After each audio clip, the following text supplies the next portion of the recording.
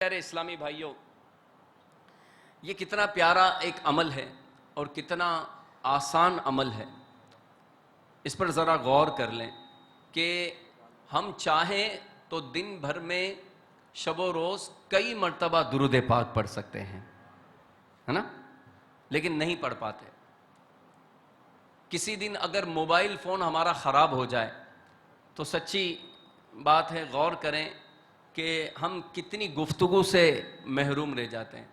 غور کریں کہ جب موبائل فون تھا ہی نہیں تو ہم پھر کیا یوز کرتے تھے، ہے نا؟ اتنی بات تو نہیں کرتے تھے نا.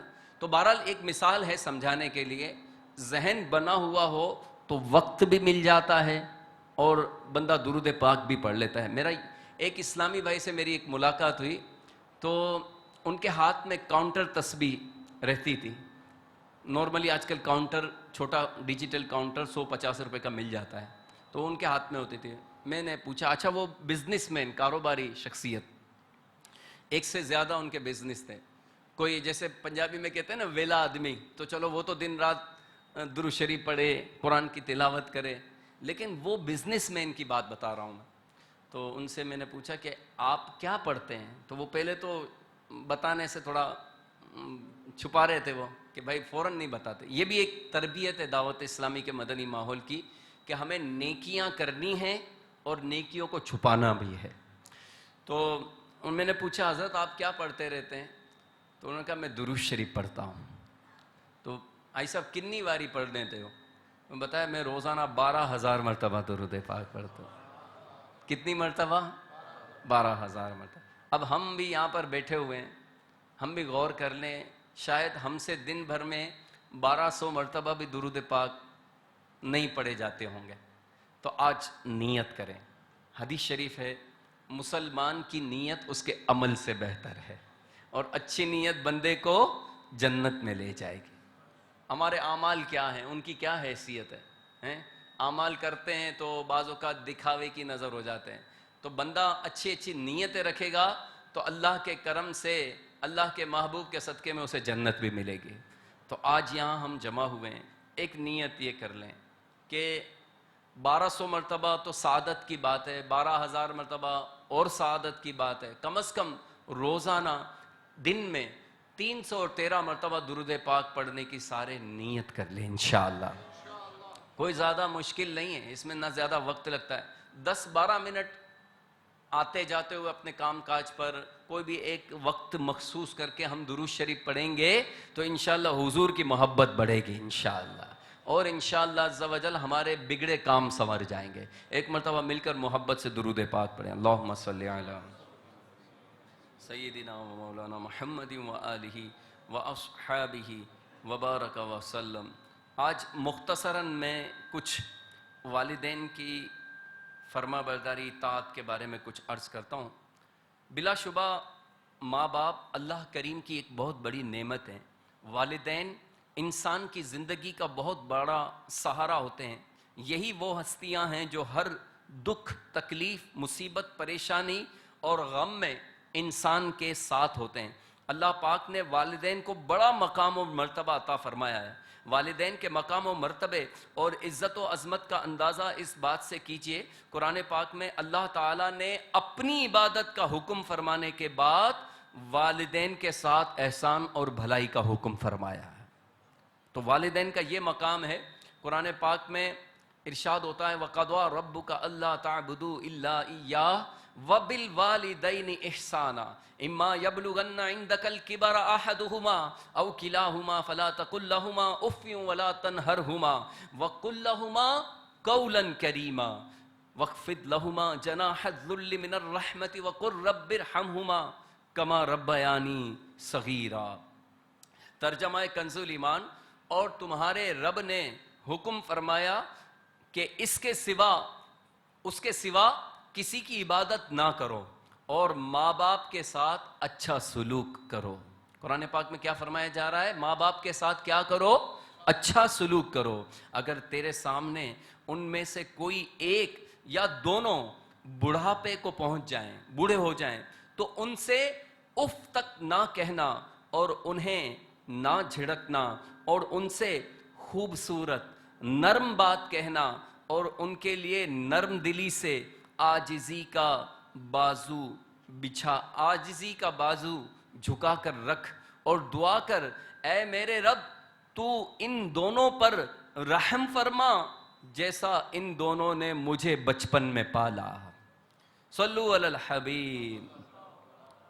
اس حدیث، اس آیت مبارکہ کی تفسیر میں مولانا نعیم الدین مراد آبادی فرماتے ہیں کہ جب والدین پر ضعف طاری ہو، والدین جب کمزور ہو جائیں، اعضاء میں قوت نہ رہے، اور جیسا تو بچپن میں ان کے پاس بے طاقت تھا، ظاہر ہے بچپن میں ہمارا بس نہیں چلتا تھا، والدین ہمیں کھلاتے تھے پلاتے تھے، ہماری پاکی ناپاکی کا خیال رکھتے تھے، ہمیں کپڑے بھی وہی پہناتے تھے، سردی گرمی کا خیال کرتے تھے، تو کہتے ہیں کہ جیسے تو بچپن میں بے طاقت تھا ایسے ہی وہ یعنی والدین آخر عمر میں، بڑی عمر میں تیرے پاس ناتواں کمزور رہ جائیں تو کوئی ایسی بات زبان سے نہ نکالنا جس سے یہ سمجھا جائے کہ ان کی طرف سے طبیعت پر کچھ گرانی بوجھ ہے، نہ انہیں جھڑکنا، نہ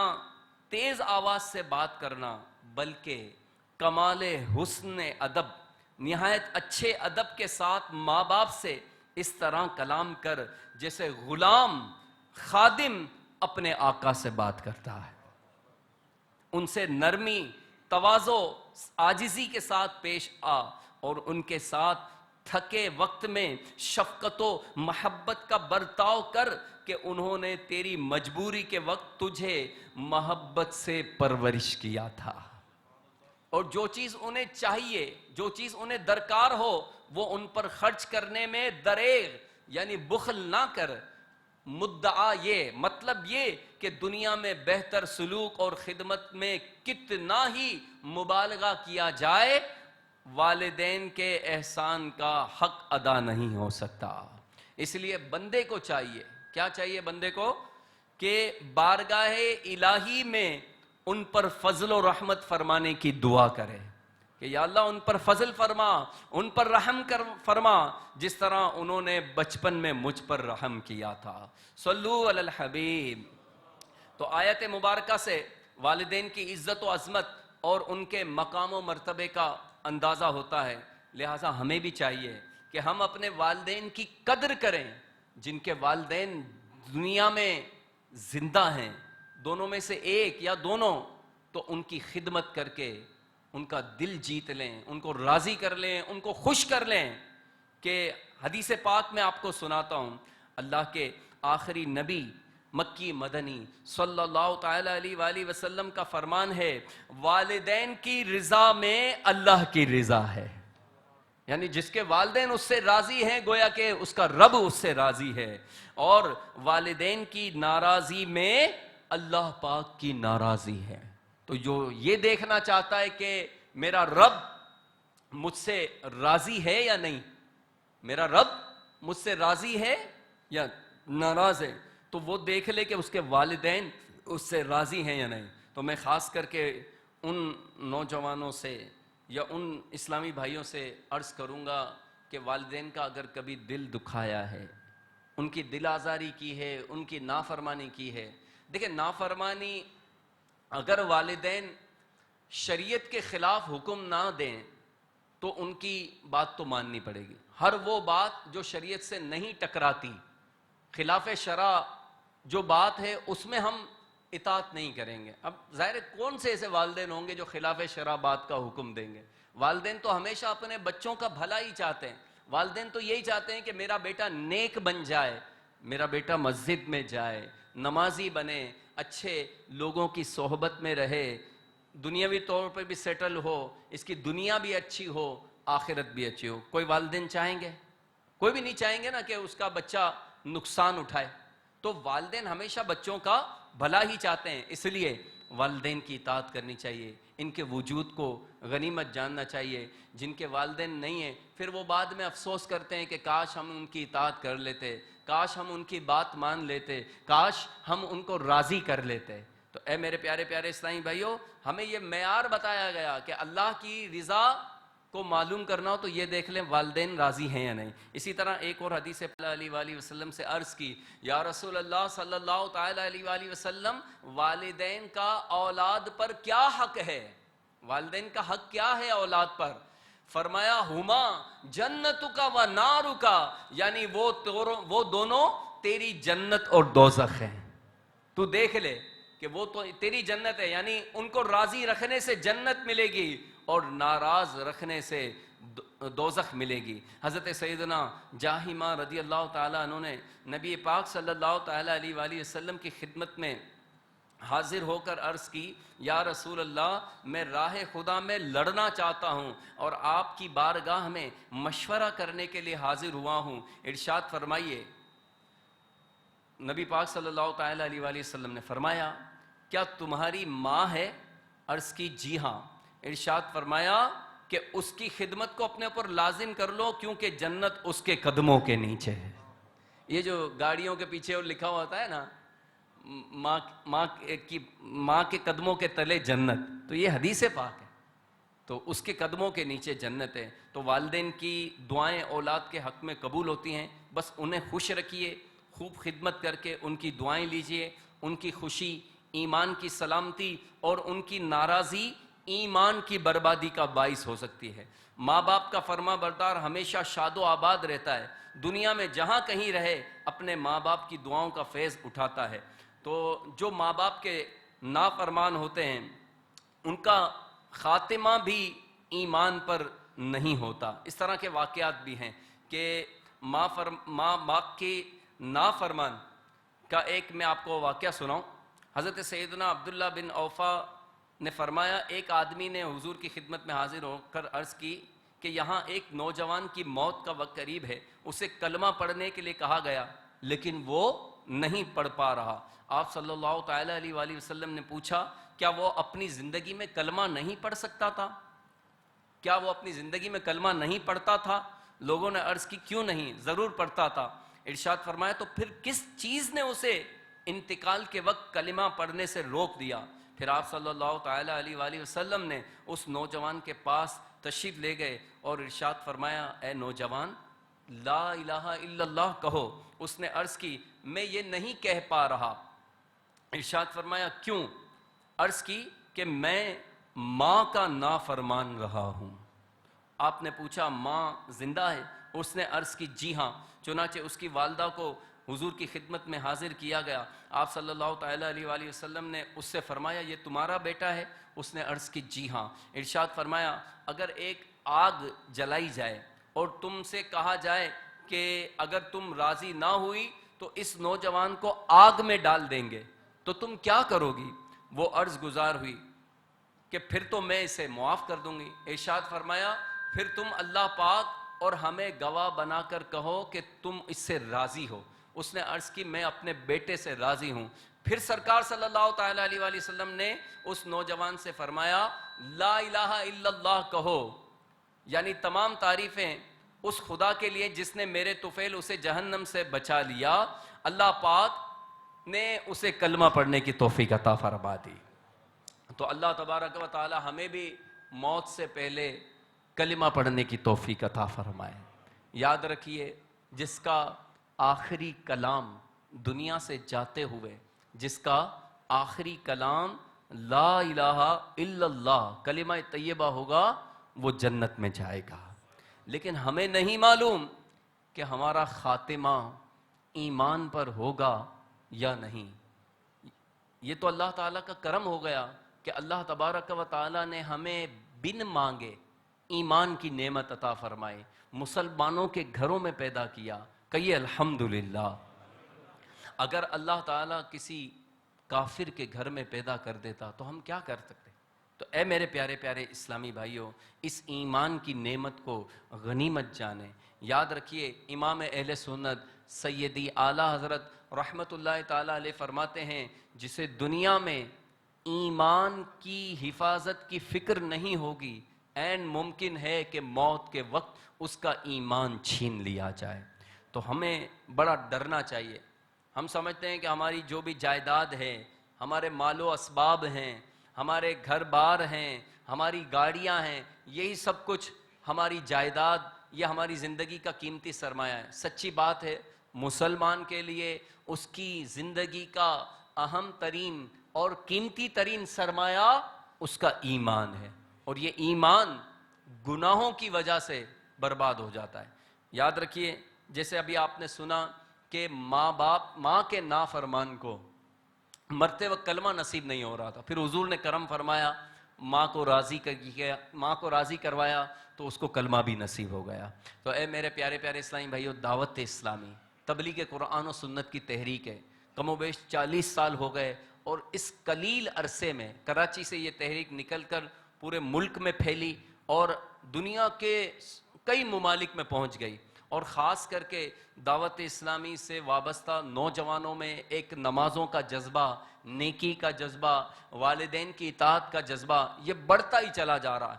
وہ والدین جو اپنے بچوں کی شرارتوں سے، بیٹوں کی غلط صحبتوں سے، غلط عادتوں سے بیزار تھے، پریشان تھے، آج الحمدللہ وہ والدین دعائیں دیتے ہیں کہ ہمارا بچہ ہماری آنکھوں کا تارا بن گیا، نیک بن گیا. ایسی کئی مثالیں ہمارے معاشرے میں.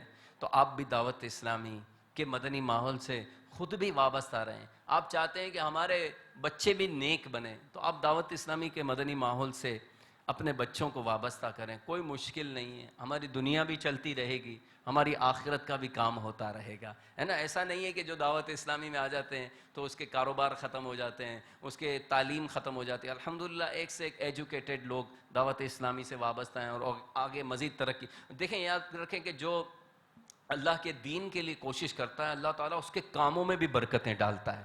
حضرت سیدنا ابو بکر صدیق رضی اللہ تعالیٰ عنہ فرماتے ہیں کہ جو اللہ کے کاموں میں لگ جاتا ہے، کس کے کاموں میں؟ اللہ کے کاموں میں لگ جاتا ہے، اللہ تعالیٰ اس کے کاموں کو آسان کر دیتا ہے نا.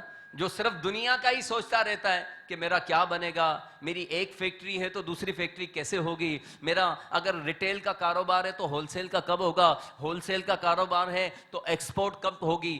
تو اے پیارے پیارے اسلام، اسی حالت میں اگر موت آ گئی تو کیا کریں گے؟ اور موت تو آنی ہے، جو دنیا میں آیا ہے اسے جانا تو ہے نا. تو سیٹھ جی کو فکر تھی، ایک ایک کے 10 کیجئے، موت ہاں پہنچی کہ مسٹر جان واپس کیجئے. تو ایسا وقت آ جائے اور اس کے بعد پھر ہمیں پچھتانا پڑے اور افسوس کرنا پڑے، اس وقت پھر ہم کچھ نہیں کر سکیں گے. آج زندگی ہے ہمارے پاس، آج سانسیں باقی ہیں، تو ان سانسوں کو غنیمت جانیں.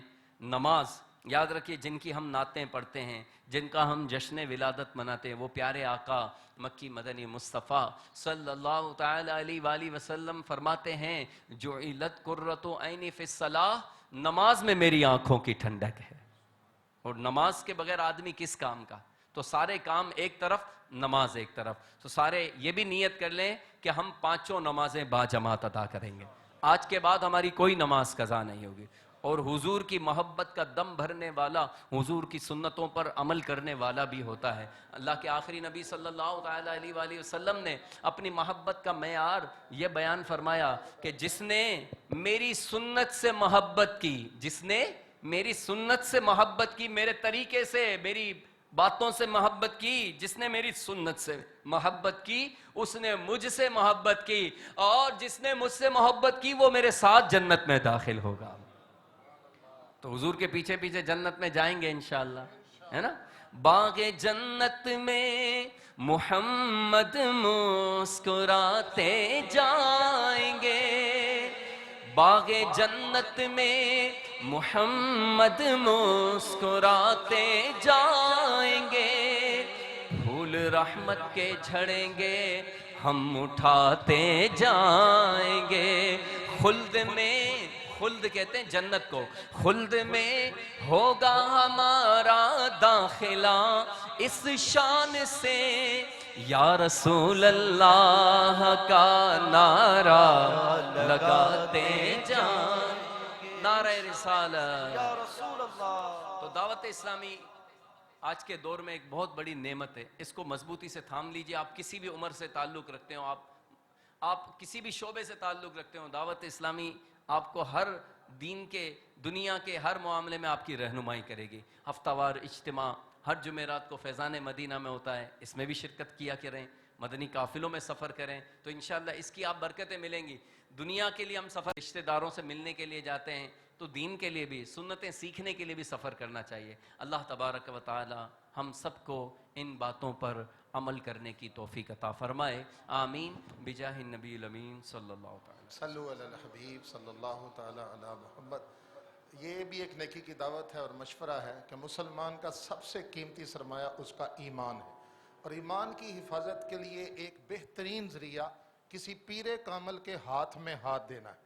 ہماری بڑی خوش قسمتی ہے کہ دعوت اسلامی کا تذکرہ ہو رہا ہے تو امیر اہل سنت حضرت علامہ مولانا محمد الیاس عطار قادری دامت برکاتہم عالیہ غوث پاک کا مرید کرواتے ہیں، اور غوث پاک فرماتے ہیں میرا کوئی مرید بلا توبہ کیے نہیں مرے گا. تو اس وقت ہمارے پاس وہ شخصیت ہیں دعوت اسلامی کی جو آل عطار بھی ہیں، دماد عطار بھی ہیں، حافظ بھی ہیں، عالم دین بھی ہیں، اور اس وقت وہ نیکی کی دعوت کے لیے پنجاب کے دورے پر بھی ہیں. اور یہ اللہ تعالیٰ نے بڑی سعادت ہمیں بخشی ہے کہ اس ختم شریف پر آج انہوں نے ہمیں وقت عطا فرمایا ہے. تو میرا مشورہ یہ ہے کہ اگر کوئی کسی پیر سے بیعت نہیں، یہ وکیل عطار ہیں، یہ بیعت کے مجاز ہیں، ان کے ذریعے ہم اس سلسلے میں داخل ہو سکتے ہیں. ایک دن کے بچے کو بھی بے پیرا نہیں چھوڑنا چاہیے. امیر اہل سنت فرماتے ہیں ایک دن کا بچہ مجھے کیا دے گا اگر میں بیعت اس کو کرتا ہوں، لیکن یہ ہے کہ اٹھے تو غوث کے غلاموں میں اٹھے. لیکن یہ ہے کہ کامل پیر کے ملنے سے یہ دیکھا ہے کہ ان نیک اعمال کی توفیق ملنا شروع ہو جاتی ہے. تو آج عرس اعلیٰ حضرت کا دن بھی ہے اور کثیر مجمع بھی ہے. تو حدیث پاک تو یہی ہے کہ جو سچی توبہ کرے وہ ایسے ہے جیسے اس نے گناہ کیے ہی نہیں. میں بیعت کے مجاز حافظ حسان عطاری المدنی کی بارگاہ میں عرض کرتا ہوں ہمیں اجتماعی توبہ بھی کروا دیں، اور جس نے پیر صاحب سے بیعت ہونا ہے اس سلسلے میں داخل کریں. اگر کوئی بیعت نہیں ہونا چاہتا وہ طالب ہو جائے، وہ اپنے پیر سے بیعت رہے گی اور امیر اہل سنت کا فیض بھی اسے ملنا شروع ہو جائے گا. صلو علی الحبیب صلی اللہ تعالی علی محمد. بسم اللہ الرحمن الرحیم. جس طرح میں کہتا جاؤں آپ بھی کہہ لیجئے. بسم اللہ الرحمن الرحیم. صلاۃ والسلام علیک یا رسول اللہ وعلی آلک واصحابک یا حبیب اللہ. لا الہ الا اللہ محمد الرسول اللہ صلی اللہ تعالی علیہ وسلم. توبہ کرتا ہوں میں اپنے تمام پچھلے گناہوں سے، اور ارادہ کرتا ہوں میں کہ آئندہ شریعت پر چلوں گا، نماز روزے کی پابندی کرتا رہوں گا، والدین کی نافرمانی، جھوٹ، غیبت، چغلی، وعدہ خلافی، گالی گلوچ، فلمیں، ڈرامے، گانے باجے، بے پردگی وغیرہ وغیرہ گناہوں سے بچتا رہوں گا. اے اللہ میری اس توبہ کو قبول فرما. مرید ہوتا ہوں میں خاندان عالی شان قادریہ رضویہ عطاریہ میں نے اپنا ہاتھ آپ کے ذریعے سے شیخ طریقت امیر اہل سنت کے ہاتھ میں دیا، اور ان کے ذریعے سے میں نے اپنا ہاتھ سرکار بغداد شیخ عبد القادر جیلانی رحمت اللہ تعالی علیہ کے ہاتھ میں دیا. اے اللہ مجھے جناب غوث اعظم کے مریدوں میں قبول فرما، اور کل قیامت میں غوث پاک کے غلاموں میں اٹھا. صلاۃ والسلام علیک یا نبی اللہ وعلی آلک واصحابک یا نور اللہ. ماشاءاللہ آپ حضرات نے بڑی پیاری پیاری اچھی نیتیں کی ہیں، نمازوں کی نیتیں کی ہیں، درود شریف کی نیتیں کی ہیں، اور سنتوں پر عمل کرنے کی نیتیں کی ہیں. اللہ تعالی ہماری ان نیتوں کو قبول فرمائے. ایک اور بھی نیت کر لیجئے کہ آج کے اس دور میں چونکہ میڈیا کا دور ہے اور دعوت اسلامی کا مدنی چینل یہ الیکٹرانک مبلغ ہے جو ہر گھر میں پہنچ کر لوگوں تک دین پہنچا رہا ہے، صحیح اسلامی معلومات پہنچا رہا ہے۔ یہ ایسا چینل ہے کہ نہ اس میں میوزک ہے، نہ ایڈورٹائزمنٹ ہے، نہ بے پردگی ہے۔ الحمدللہ مدنی چینل اردو میں بھی ہے، انگلش میں بھی ہے، بنگلہ زبان میں بھی ہے، کڈس مدنی چینل بچوں کے لیے بھی ہے، اور عنقریب انشاءاللہ عربی مدنی چینل بھی آئے گا انشاءاللہ۔ تو میں آپ سے گزارش کروں گا کہ آپ چاہتے ہیں کہ آپ کے گھروں میں بھی دینی ماحول قائم ہو۔ دیکھیں بعض اوقات گھر سے ہمارے جو والدین بڑی عمر کے خواتین وہ نہیں جا پاتی، تو گھر میں بیٹھ کر ہم دین سیکھنا چاہتے ہیں تو اپنے گھروں میں مدنی چینل کو نافذ کیجئے۔ مدنی چینل جتنی دیر ہمارے گھر میں چلتا رہے گا، اس کا سب سے بڑا ایک فائدہ یہ بھی ہوگا کہ اتنی دیر ہمارے گھر میں گانے باجے، فلمیں، ڈرامے، دیگر خرافات والے چینل بند ہو جائیں گے۔ تو انشاءاللہ مدنی چینل دیکھیں، امیر اہل سنت کے مدنی مذاکرے سنیں۔ ربیع النور شریف جیسے ہی آغاز ہوگا انشاءاللہ روزانہ عشاء کی نماز کے بعد مدنی مذاکرے ہوں گے، جس میں شیخ طریقت امیر اہل سنت بڑے پیارے حکمت و بھرے جوابات عطا فرماتے ہیں، سکھاتے ہیں، اور آپ کی زبان میں بڑا اثر ہے۔ تو ہمیں اب 12ویں شریف کے دن ہیں، حضور کا جشن ولادت منانا ہے۔ وہ کس طرح منانا ہے جشن ولادت کہ ہم نہ کسی کی دل آزاری کریں، نہ کسی کی حق تلفی کریں، کسی کو ستائیں نہیں۔ جشن ولادت ضرور منائیں، لیکن اس انداز کے ساتھ پروقار انداز میں، مہذب انداز میں، کسی کو تکلیف نہ ہو۔ تو چلو یہ بھی نیت کر لیں کہ حضور کا جشن ولادت پچھلے سال سے زیادہ منائیں گے انشاءاللہ۔ حضور نے دیا ہے، اپنے بچے کی شادی ہوتی ہے تو کتنی خوشیاں مناتے ہیں، تو آمینہ کے لال کے دنیا میں آنے کی خوشی ہم سب منائیں گے انشاءاللہ۔ اور کیوں منائیں گے؟ اس لیے کہ حضور کا کھاتے ہیں، حضور کے گیت گاتے ہیں، جائیں گے انشاءاللہ اور پڑھتے جائیں گے۔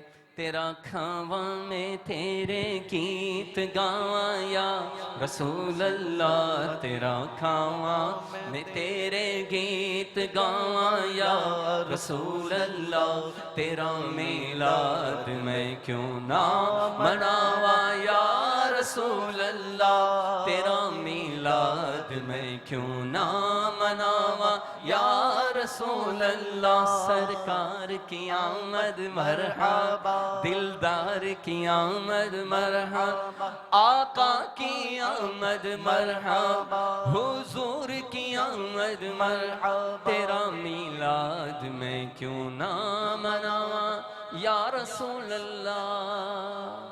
تو انشاءاللہ اسی میں زندگی گزر جائے تو ہماری زندگی کا مقصد حاصل ہو جائے، اور جب تلک دم میں دم ہے ذکر ان کا سناتے جائیں گے انشاءاللہ۔ اللہ تعالی ہم سب کو عمل کی توفیق عطا فرمائے۔ انشاءاللہ ابھی دعا ہوگی، فاتحہ خوانی ہوگی، جو ایصال ثواب کی ترکیب کرتے ہیں انشاءاللہ، تلاوت ہوگی، اسے خاموشی کے ساتھ سماعت ایک دفعہ سورہ فاتحہ، 3 دفعہ سورہ اخلاص پڑھ لیں سب۔